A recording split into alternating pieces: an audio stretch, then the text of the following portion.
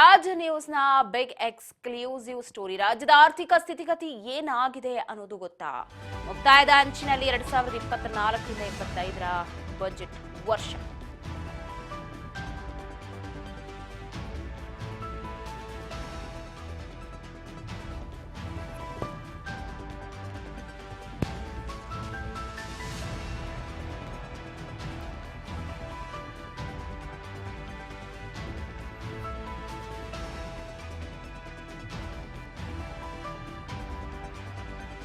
ಇಲಾಖಾವಾರು ಆರ್ಥಿಕ ಪ್ರಗತಿಯ ಸ್ಥಿತಿಗತಿ ಏನಾಗ್ತಾ ಇದೆ,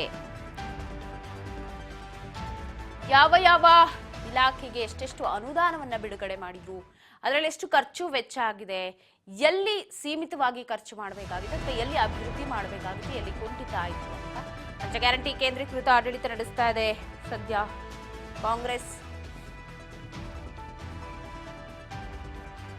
ಸರ್ಕಾರಕ್ಕೆ ಪಂಚ ಗ್ಯಾರಂಟಿಗಳ ಬೃಹತ್ ಹೊರೆ ಬಿದ್ದಿದೆ.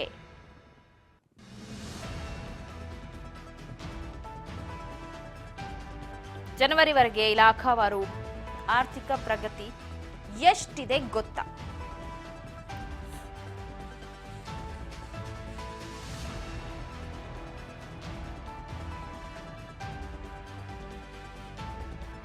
ಎರಡು 2024-25ರ ಬಜೆಟ್ಗೆ ಕೌಂಟ್ ಡೌನ್ ಸ್ಟಾರ್ಟ್ ಆಗಿದೆ. ಮಾರ್ಚ್ 3ರಿಂದ ಅಧಿವೇಶನ, ಮಾರ್ಚ್ 7ಕ್ಕೆ ಬಜೆಟ್, ಪೂರ್ಣ ಪ್ರಮಾಣದ ಬಜೆಟ್ ಸರ್ಕಾರದಿಂದ ಮಂಡನೆಯಾಗುತ್ತೆ. ಸೊ 16ನೇ ಬಜೆಟ್ ಮಂಡನೆಗೆ ಎಲ್ಲ ಸಿದ್ಧತೆಯನ್ನ ಮಾಡಿಕೊಳ್ಳಲಾಗಿದೆ ಈಗಾಗಲೇ. ಎಲ್ಲ ಇಲಾಖೆಗಳಿಗೆ ಒಟ್ಟು 2,21,297 ಕೋಟಿ ಅನುದಾನ ಜನವರಿವರೆಗೆ ಬಿಡುಗಡೆ ಆಗಿದೆ. ಪ್ರಮುಖ ಇಲಾಖೆಯ ಸ್ಥಿತಿಗತಿ.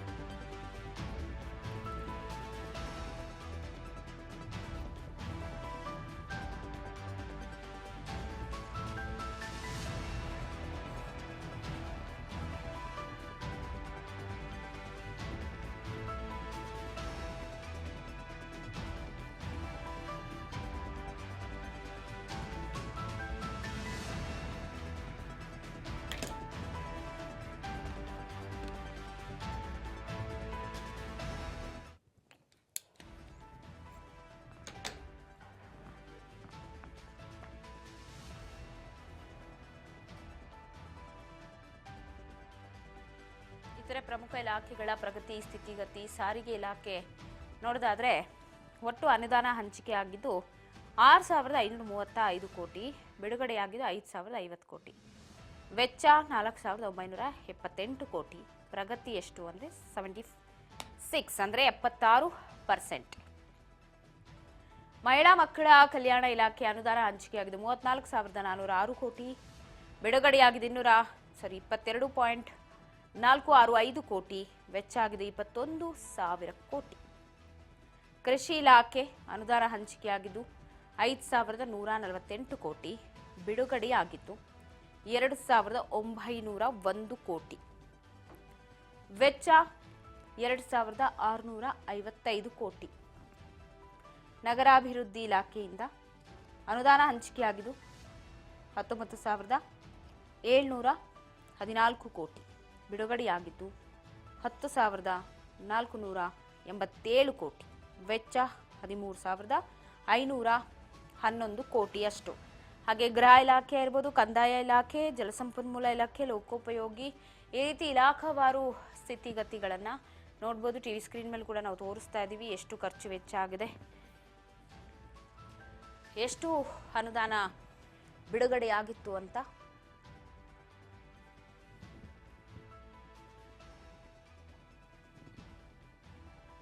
ಆಹಾರ ನಾಗರಿಕ ಪೂರೈಕೆಗೆ 9,000 ಕೋಟಿಯಷ್ಟು ಅನುದಾನ ಹಂಚಿಕೆಯಾಗಿದೆ.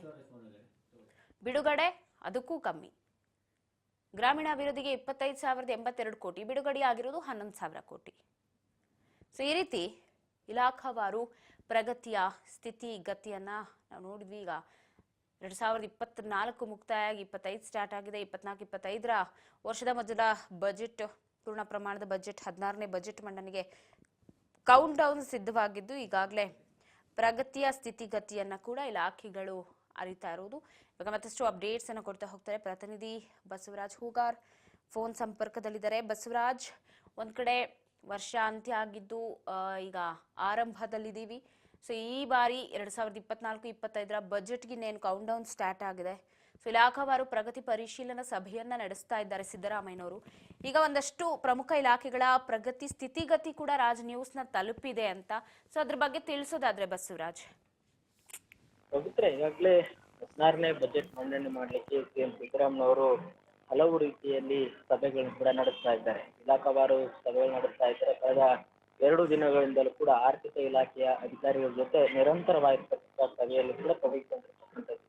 ಪ್ರಮುಖವಾಗಿ ಸರ್ಕಾರ ಮಟ್ಟದಲ್ಲಿರ್ತಕ್ಕಂಥ ಪ್ರಮುಖ ಇಲಾಖೆಗಳ ಅನುದಾನ ವಿಚಾರಕ್ಕೆ ಸಂಬಂಧಪಟ್ಟಂತೆ ಮತ್ತೆ ಅಲ್ಲಿ ಅನುದಾನಗಳು ಬಳಕೆ ಆಗಿರ್ತಕ್ಕಂಥದ್ದು ಎಷ್ಟು, ಸರ್ಕಾರ ನೀಡಿರ್ತಕ್ಕಂಥ ಅನುದಾನ ಎಷ್ಟು ಅನ್ನುವಂಥದ್ದನ್ನು ಕೂಡ ಅಲ್ಲಿ ಪ್ರಮುಖವಾಗಿ ಉಲ್ಲೇಖವನ್ನು ಕೂಡ ಮಾಡಿರ್ತಕ್ಕಂಥದ್ದು. ಈಗಾಗಲೇ ಕೆಲವೊಂದಿಷ್ಟು ಇಲಾಖೆಯಲ್ಲಿ 62%, 50% ಈ ರೀತಿಯಾಗಿರ್ತಕ್ಕಂಥ ಒಂದಿಷ್ಟು ಪ್ರಗತಿ ಕಂಡು ಬಂದಿರತಕ್ಕಂಥದ್ದು. ಆದ್ರೆ ಇಲ್ಲಿ ಫಲಿತಾಂಶ ಮಾತ್ರ ಒಂದು 100ಕ್ಕೆ 100 ಬರುವಂತ ರೀತಿಯಲ್ಲಿ ಯಾವ ಇಲಾಖೆಯಲ್ಲಿ ಕೆಲಸ ಆಗಿಲ್ಲ ಅನ್ನುವಂಥದ್ದು. ಈ ಸಾರಿಗೆ ಇಲಾಖೆಯಲ್ಲಿ ಮಾತ್ರ ಹೆಚ್ಚಿನ ಒಂದು ಪ್ರಮಾಣದಲ್ಲಿ ಒಂದು ಪ್ರಗತಿ ಆಗಿದೆ. ಕೊಟ್ಟಿರ್ತಕ್ಕಂಥ ಹಣವನ್ನು ಕೂಡ ಬಳಕೆ ಮಾಡಿಕೊಂಡಿರ್ತಾರೆ ಅನ್ನುವಂಥದ್ದು ಕೂಡ ಇಲ್ಲಿ ಅಂಕಿಅಂಶಗಳ ಮುಖಾಂತರ ನಮಗೆ ತಿಳಿತಾ ಇದೆ. ಹಾಗಾಗಿ ಇನ್ನಿತರ ಇಲಾಖೆಗಳಲ್ಲಿ ಕೂಡ ಕೆಲವಷ್ಟು ಅನುದಾನ ಕೊಟ್ಟರು ಸಹಿತ ಅವುಗಳಿಗೆ ಅನುದಾನವನ್ನು ಬಳಸಿಕೊಳ್ಳಲು ಕೂಡ ಆ ಇಲಾಖೆಗಳು ವಿಫಲವಾಗಿದ್ದಾವೆ ಅನ್ನುವಂಥದ್ದು ಕೂಡ ಇದರಲ್ಲಿ ಪ್ರಮುಖವಾಗಿರ್ತಕ್ಕಂಥ ಗೊತ್ತಾಗ್ತಾ ಇದೆ. ಇನ್ನೊಂದು ಕಡೆ ಒಂದಿಷ್ಟು ಅಂಕಿಅಂಶಗಳ ಪ್ರಕಾರ ಈಗಾಗಲೇ ಸರ್ಕಾರ ಆಡಳಿತವನ್ನ ನಡೆಸುವಂತ ಸಂದರ್ಭದಲ್ಲಿ ಯಾವೆಲ್ಲ ಯೋಜನೆಗಳು ಏನು 5 ಪಂಚ ಗ್ಯಾರಂಟಿಗಳನ್ನ ಏನು ಕೊಟ್ಟಿದ್ದಾರೆ ಆ ಗ್ಯಾರಂಟಿಗಳ ಹಣವನ್ನ ವಹಿಸ್ತಾ ಇದೆ. ಆದ್ರೆ ಈ ಒಂದು ಬಜೆಟ್ ಆ ಒಂದು ಗ್ಯಾರಂಟಿಗಳಿಗೆ ಇನ್ನೂ ಕೂಡ ಹೆಚ್ಚಿನ ಪ್ರಮಾಣದಲ್ಲಿ ಹಣವನ್ನ ವಹಿಸಬೇಕಾಗಿದೆ, ಅದನ್ನು ಮೀಸಲಿಡಬೇಕಾಗಿದೆ. ಒಂದಿಷ್ಟು ಆರ್ಥಿಕವಾಗಿರ್ತಕ್ಕಂಥ ಹೊಡೆತ ರಾಜ್ಯ ಸರ್ಕಾರಕ್ಕೆ ಬೀಳುವಂತ ನಿರೀಕ್ಷೆ ಕೂಡ ಇರುವಂಥದ್ದು. ಅದರ ಜೊತೆಗೆ ಗ್ಯಾರಂಟಿಗಳನ್ನು ಕೂಡ ಅದಕ್ಕೂ ಕೂಡ ಹಣವನ್ನ ಮೀಸಲಿಟ್ಟು ಮತ್ತೆ ಅಭಿವೃದ್ಧಿ ಕಾಮಗಾರಿಗಳು ಕೂಡ ಹಣವನ್ನ ಮೀಸಲಿಡಬೇಕು. ಒಂದು ಸಮತೋಲನದ ತೆಗೆದುಕೊಂಡು ಬಜೆಟ್ ಅನ್ನ ಮಂಡನೆ ಮಾಡಬೇಕು ಅನ್ನುವಂಥ ಸವಾಲು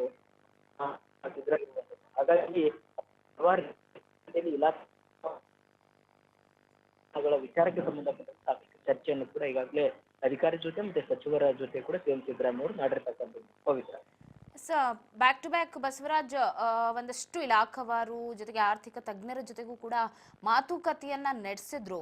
ಸೊ ಈಗ ಸಾರಿಗೆ ಇಲಾಖೆ ಆಗಿರ್ಬೋದು, ನೀವು ಹೇಳ್ದಂಗೆ ಮಹಿಳಾ ಮಕ್ಕಳ ಕಲ್ಯಾಣ ಇಲಾಖೆ ಆಗಿರಬಹುದು, ಸೊ ಕೊಟ್ಟಿದ್ದ ಅನುದಾನಕ್ಕೂ ಬಿಡುಗಡೆಯಾದ ಅನುದಾನವು ಜೊತೆಗೆ ಅಲ್ಲಾಗಿರುವಂತಹ ಖರ್ಚು ವೆಚ್ಚಗಳನ್ನೆಲ್ಲ ನೋಡ್ತಾ ಇದ್ರೆ ಎಲ್ಲೋ ಅಭಿವೃದ್ಧಿ ಅನ್ನೋದು ನಿಜಕ್ಕೂ ಆಗಿದೆಯಾ ಅನ್ನುವಂಥ ಪ್ರಶ್ನೆ ಬರುತ್ತೆ. ಜೊತೆಗೆ ಬಜೆಟ್ನಲ್ಲಿ ನಿಜಕ್ಕೂ ಅನುದಾನಗಳು ಬಿಡುಗಡೆ ಆಗತ್ತಾ, ಅದು ಪರಿಪೂರ್ಣವಾಗಿ ಉಪಯೋಗಿಸ್ಕೊಳ್ತಾರ ಅನ್ನುವಂಥ ಅನುಮಾನಗಳು ಕೂಡ ಬರುತ್ತೆ ಈ ರೀತಿ ಸ್ಥಿತಿಗತಿಯನ್ನು ನೋಡಿದಾಗ. ಖಂಡಿತ ಪವಿತ್ರ, ಕೆಲವೊಂದಿಷ್ಟು ಇಲಾಖೆಗಳಿಗೆ ಸರ್ಕಾರ ಬಜೆಟ್ ನಲ್ಲಿ ಒಂದು ಅನುದಾನವನ್ನ ಮೀಸಲಿಟ್ಟು ಸಹಿತ ಸುಮಾರು 4,000 ಕೋಟಿಯಷ್ಟು ಕೂಡ ಇಲ್ಲಿ ವ್ಯತ್ಯಾಸ ಬರ್ತಾ ಇದೆ. ಯಾಕಂತಂದ್ರೆ ನಾವು ಇಲ್ಲಿ ಸಾರಿಗೆ ಇಲಾಖೆ ಮಾತ್ರ ಅದನ್ನ ಸಾರಿಗೆ ಇಲಾಖೆ ಒಂದು ಉದಾಹರಣೆ ಆಗಿ ನಾವು ತಗೊಂತ ಹೋದ್ರೆ ಅಲ್ಲಿ ಕೂಡ ಹೆಚ್ಚಿನ ಒಂದು ಬಳಕೆ ಆಗಿದೆ. ಅನುದಾನ ಹಂಚಿಕೆ ಆಗಿರ್ತಕ್ಕಂಥದ್ದು 6,535 ಕೋಟಿ, ಬಿಡುಗಡೆ ಆಗಿರ್ತಕ್ಕಂಥದ್ದು 5,050 ಕೋಟಿ, ವೆಚ್ಚ ಮಾಡಿರ್ತಕ್ಕಂಥದ್ದು 4,978 ಕೋಟಿ, ಪ್ರಗತಿ ಆಗಿರ್ತಕ್ಕಂಥದ್ದು 70%. ಮಹಿಳಾ ಮತ್ತು ಮಕ್ಕಳ ಕಲ್ಯಾಣ ಇಲಾಖೆನ ನೋಡೋದಾದ್ರೆ ಅನುದಾನ ಹಂಚಿಕೆ ಆಗಿರ್ತಕ್ಕಂಥದ್ದು 34,406 ಕೋಟಿ, ಬಿಡುಗಡೆ ಆಗಿರ್ತಕ್ಕಂಥದ್ದು 22,465 ಕೋಟಿ, ವೆಚ್ಚ ಮಾಡಿರ್ತಕ್ಕಂಥದ್ದು 21,550 ಕೋಟಿ, ಪ್ರಗತಿ 62.63%. ಸೊ ಹೀಗೆ ಕೆಲವೊಂದಿಷ್ಟು ಇಲಾಖೆಗಳಲ್ಲಿ ಬಜೆಟ್ ಸಂದರ್ಭದಲ್ಲಿ ಅನುದಾನವನ್ನ ಹೆಚ್ಚಿಗೆ ಪ್ರಪೋಸಲ್ ಕೊಟ್ಟಂತ ಸಂದರ್ಭದಲ್ಲಿ ಅನುದಾನವನ್ನ ಇಟ್ಟರೂ ಸಹಿತ ಅದನ್ನ ಬಳಕೆ ಮಾಡುವಂತ ನಿಟ್ಟಿನಲ್ಲಿ ಕೂಡ ಸಚಿವರ ಆಸಕ್ತಿ ಕೊರತೆನೋ ಇಲಾಖೆಗಳ ಅಧಿಕಾರಿಗಳ ಆಸಕ್ತಿ ಕೊರತೆನೋ ಇಲ್ಲಿ ಸ್ಪಷ್ಟವಾಗಬೇಕಾಗಿದೆ. ಸೊ ಹಾಗಾಗಿ ಕೆಲವೊಂದಿಷ್ಟು ಇಲಾಖೆಗಳಲ್ಲಿ ಅನುದಾನದ ಒಂದು ಬಳಕೆ ಕೂಡ ಕಡಿಮೆ ಆಗಿದೆ. ಅವುಗಳನ್ನ ಯಾವ ರೀತಿಯಾಗಿ ಅನುದಾನವನ್ನ ಬಿಡುಗಡೆ ಮಾಡ್ಕೋಬೇಕು ಅಥವಾ ಅನುದಾನ ಸಾಕಾರಗೊಳಿಸಬೇಕು, ಯೋಜನೆಗಳನ್ನ ರೂಪಿಸ್ಬೇಕು, ಅವೆಲ್ಲದಲ್ಲೂ ಕೂಡ ಸರ್ಕಾರ ಎಲ್ಲ ಒಂದು ಕಡೆ ಸಚಿವರಾಗಿರ್ಬೋದು, ಅಧಿಕಾರಿಗಳಾಗಿರ್ಬೋದು, ಮತ್ತೆ ಆಡಳಿತವನ್ನು ನಡೆಸುವಂತವರು ಕೂಡ ಇದನ್ನ ಗಮನ ಹರಿಸಬೇಕು. ಹಾಗಾಗಿ ಈಗ ಪ್ರಗತಿ ಪರಿಶೀಲನಾ ಸಭೆಯಲ್ಲಿ ಬಂದಿರತಕ್ಕಂಥ ಅಂಕಿ ಅಂಶಗಳನ್ನ ನೋಡುವ ಮುಖಾಂತರ ಸಿಎಂ ಸಿದ್ದರಾಮಯ್ಯ ಅಧಿಕಾರಿಗಳಿಗೂ ಮತ್ತು ಸಚಿವರಿಗೂ ಕೂಡ ಒಂದಿಷ್ಟು ಸಲಹೆ ಮತ್ತು ಸೂಚನೆಗಳನ್ನು ಕೊಟ್ಟಿದ್ದಾರೆ ಅನ್ನುವಂತ ಮಾಹಿತಿ ಇದೆ. ಹಾಗಾಗಿ ಈಗ ಬರುವಂತ ಬಜೆಟ್ ನಲ್ಲಿ ಅನುದಾನಗಳನ್ನ ಹಿಂದೆ ಎಷ್ಟು ಇಟ್ಟರು ಅದಕ್ಕಿಂತ ಹೆಚ್ಚಿನ ಪ್ರಮಾಣದಲ್ಲಿ ಅನುದಾನ ಬೇಕು ಅನ್ನುವಂಥದ್ದು ಮನವಿಯನ್ನು ಮಾಡಿಕೊಂಡಿದ್ದಾರೆ ಇಲಾಖಾವಾರು ಸಚಿವರು ಅನ್ನುವಂಥ ಮಾಹಿತಿ ಇದೆ. ಆದ್ರೆ ಹಿಂದೆ ಕೊಟ್ಟಿರ್ತಕ್ಕಂಥ ಅನುದಾನ ಕೂಡ ಸರಿಯಾಗಿ ಬಳಸಿಕೊಂಡಿಲ್ಲ. ಹಾಗಾಗಿ ಈ ಬಾರಿ ಕೊಡ್ತಕ್ಕಂಥ ಅನುದಾನವನ್ನ ಸರಿಯಾಗಿ ಸಮರ್ಪಕವಾಗಿ ಬಳಸಿ